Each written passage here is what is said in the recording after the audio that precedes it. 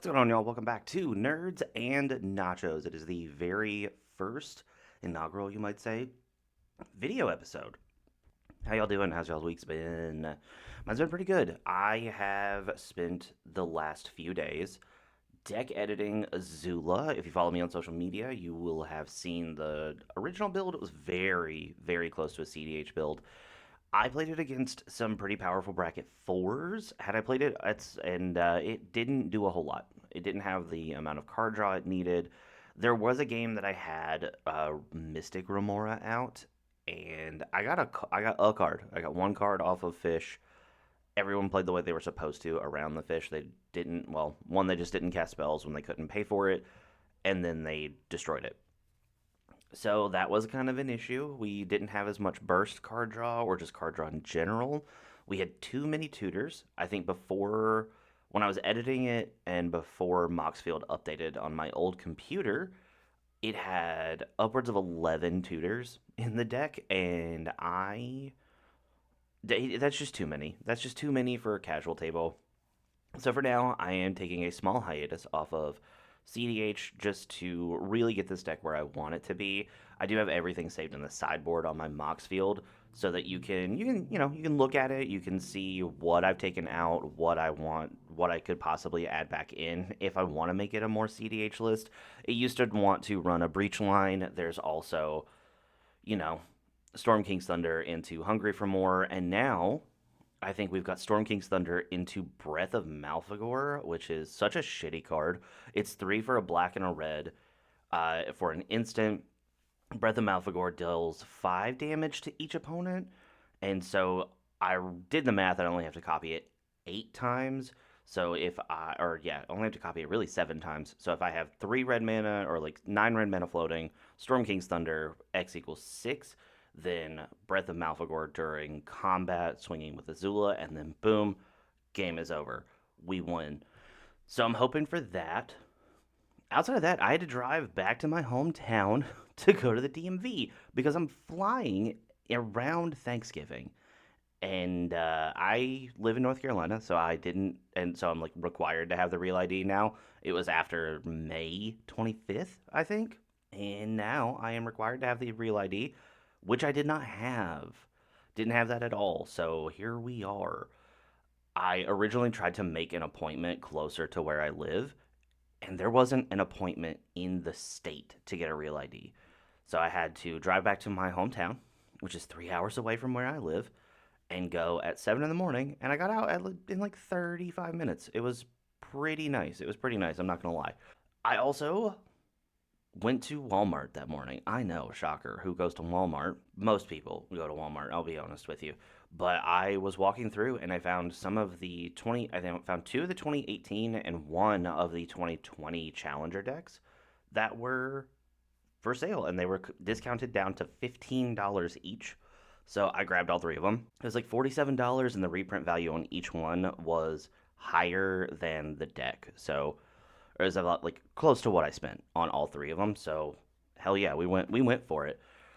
What was it? The Jeskai Narset one had 4 of the mono blue Narset where your opponents can't draw cards. It had its Steam Vents, which automatically pays for it. The other one, and I think that one, it had an Ashiok, which is you can't tutor Ashiok. The Mardu one was the most, I think, disappointing. It didn't really have any like big bombs. I thought it was supposed to have a Chandra in there, but it wasn't in there. But then we got the Golgari counter. I want to call it counterintelligence, but that's the Jeskai precon from Edge of Eternities. But it had a walking ballista in it, so we grabbed that. That's now in my Massacre Girl deck to create a more streamlined 2-card combo in there. We use Big Mike, 3 and 3 black. Non-human creatures you control have Undying. That's really the most important piece of text on that for this deck. So you just cast Walking Ballista on 0. It dies. It comes back with +1/+1 counter. And then you just ping down the table because everything else is going to be an ability resolving. But that does lead me into what I want to talk about this week. I want to talk about deck editing and the philosophy of cutting cards. So cutting cards is really, really hard. I have learned this because when I was editing Azula, I added, oh God, close to 30 cards to the list. But you can't run 130 some odd cards. So you have to cut some of them.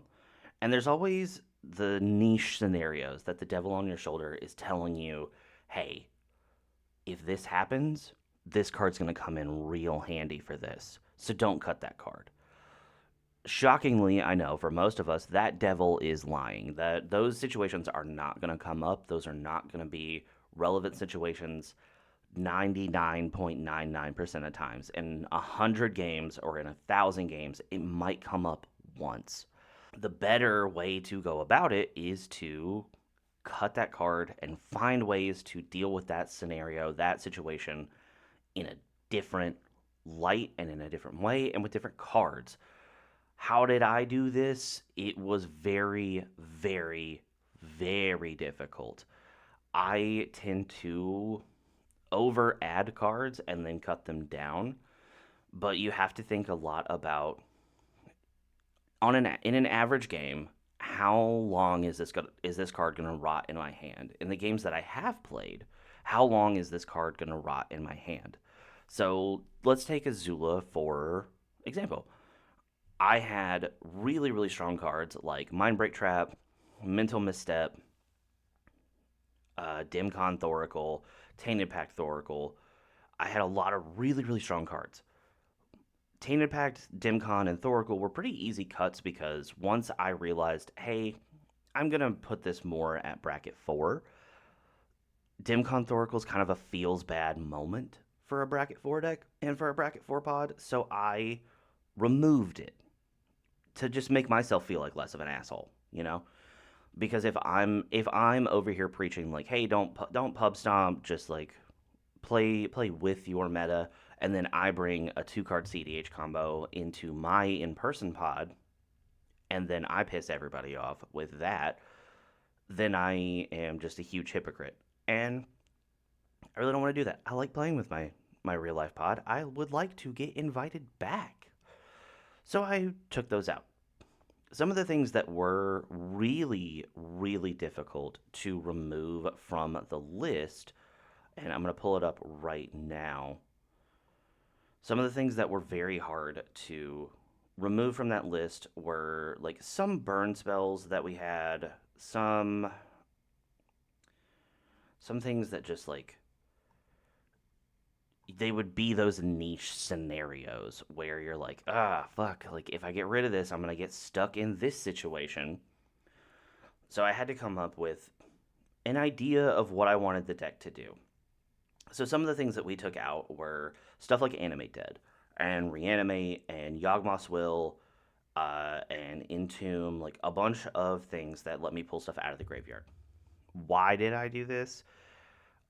I have a very small amount of creatures in this deck, and every creature is important. Every creature has a purpose, and so I should have a little bit of recursion, but at the same time, each creature does something similar, whether it generates mana, whether it makes things cost less, or draws me a card, or whatever it does. I have multiple creatures that do the same thing, so I realized I could ease up on some of the graveyard recursion, like Necromancy, Animate Dead, and Reanimate. I think I actually left Reanimate in, but here we go. I took out Baral, Chief of Compliance. There are 5 counterspells in the deck. There were originally more. I used the Bones of Hashaton to build this deck originally. That's why it was very, very close to CDH. Black and blue overlapped a lot. I just had to pull out all the white cards from Hashaton and slide in red cards like Breach and things like that to make Azula work. The reason I pulled Baral out is I pulled a lot of counterspells out of this deck as well.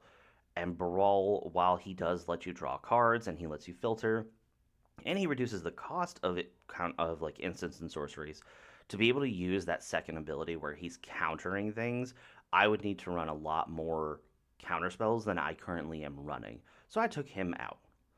Born Upon a Wind allows you to cast. I took that out. It allows you to cast things at flash speed.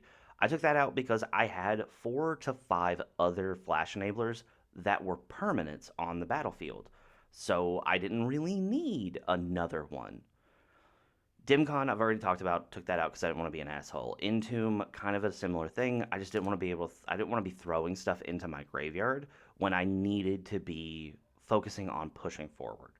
Fairy Mastermind, my personal meta isn't so strict on, or isn't so stringent on drawing multiple cards a turn. So Fairy Mastermind works really, really well in CDH, but not really, really well in my personal meta. So I had to cut Fairy Mastermind out, even though it was a proxy made by my friend Nick, who just kind of straight up gave that to me.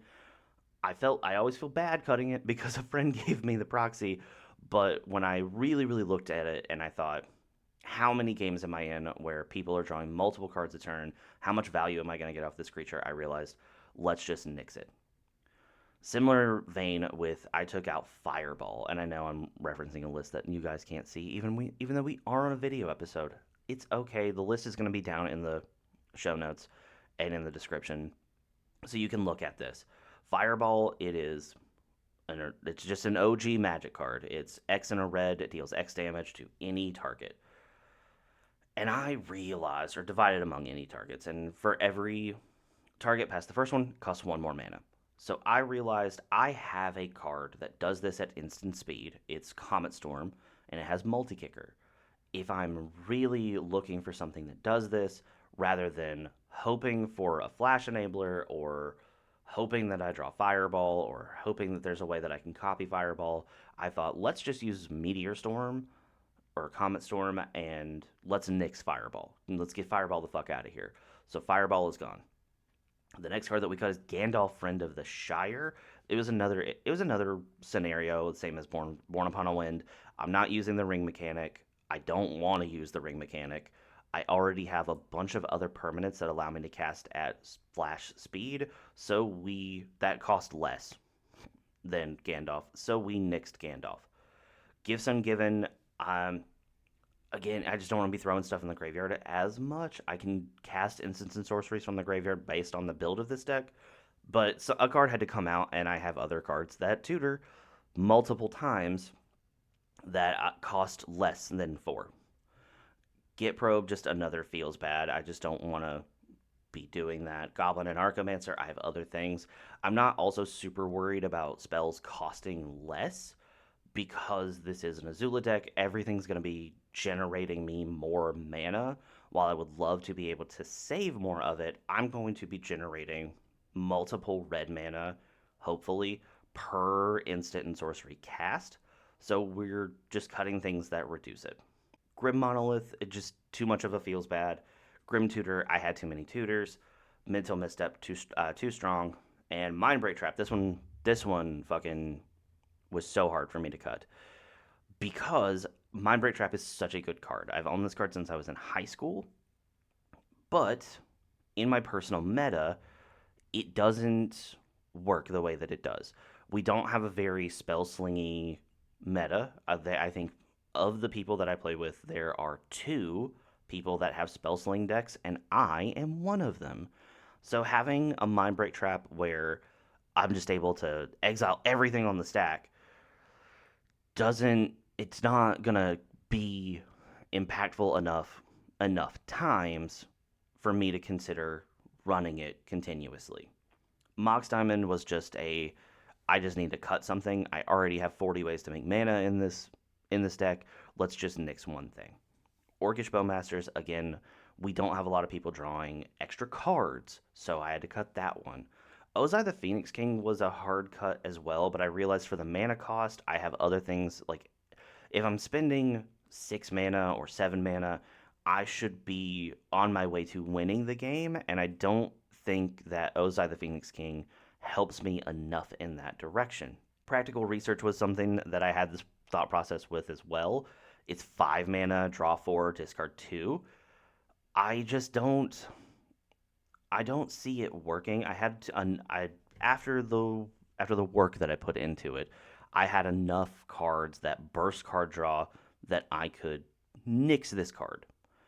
Solve the equation. It's just a mystical tutor that's not quite as good.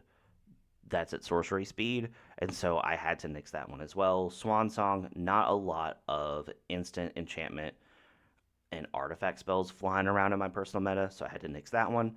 Tainted Pact Thoracle, we've already talked about it. I just don't want to be an asshole. Underworld Breach, kind of a similar vein for Underworld Dimcon, or yeah, Tainted Pact, Thoracle, and Dimcon. I don't want to be an asshole, and I feel like if I'm casting Breach, then I need to be doing Breach lines, which is LED Brainstorm, or LED Brain Freeze, so where I'm pitching my hand, casting LED, casting Brain Freeze, building up that storm count, just constantly casting stuff out of my graveyard, constantly exiling stuff until I win with Thoracle.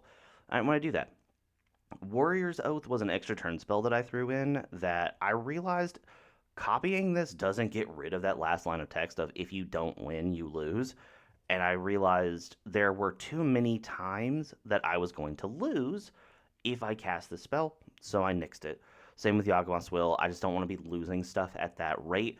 And I've already got Urabrask and Kess and Past in Flames to be able to play stuff out of my graveyard. Yes, it's instants and sorceries, but I don't want to be losing stuff out of my yard too much unless I am pushing for the win. So the reason I run through all of these is to kind of give you my thoughts and my philosophy on cutting these cards from this deck. These are all very powerful, very strong cards, but they don't fit into the meta that I'm playing in. The reason they don't fit into that meta is we're not drawing a ton of cards. We're not spell slinging. We're not doing all of these things that these cards would be a primary focus for. So I had to make the hard decision to cut them.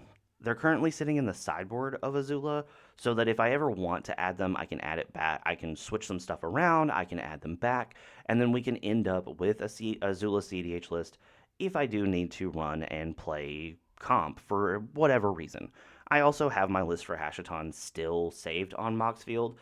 I just have them in a hiatus folder, so I can always add the cards back and rebuild Hashaton if I'm feeling a little fancy and I want to go for that type of win over the Breach line that I would have with Azula. So my philosophy for you about card cutting is don't listen to the devil on your shoulder telling you, hey, this one little niche scenario, we're going to run into it all the time. You need to run cards specifically for this little niche scenario. Don't listen to that. That scenario is going to come up so few times and so little. Running cards specifically for it is going to hurt you more than it's going to help you. Even when you run into that scenario, you're going to be prepared for it because you've spent so much time fighting that devil on your shoulder to not worry about it. You're going to know what's going on, and you're going to have something in your deck or a combination of cards that will help you play around it.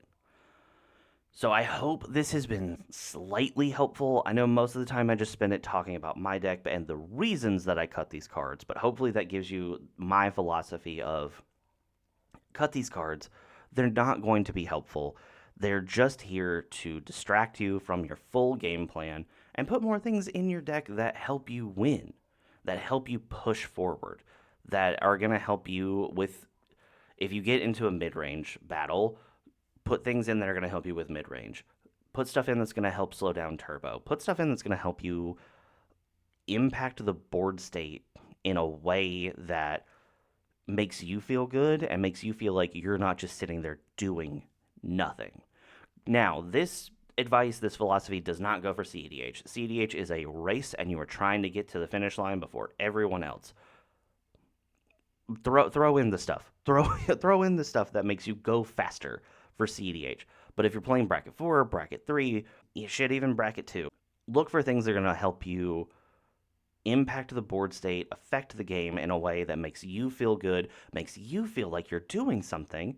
Because when I was playing Azula and I was playing her in this like weird pseudo bracket 4 CEDH build, I just wasn't impacting the board, I wasn't affecting the game, and I felt like I was essentially just having non-games. I knew all the cards in the deck were powerful, but I wasn't doing anything that could help or push or anything like that.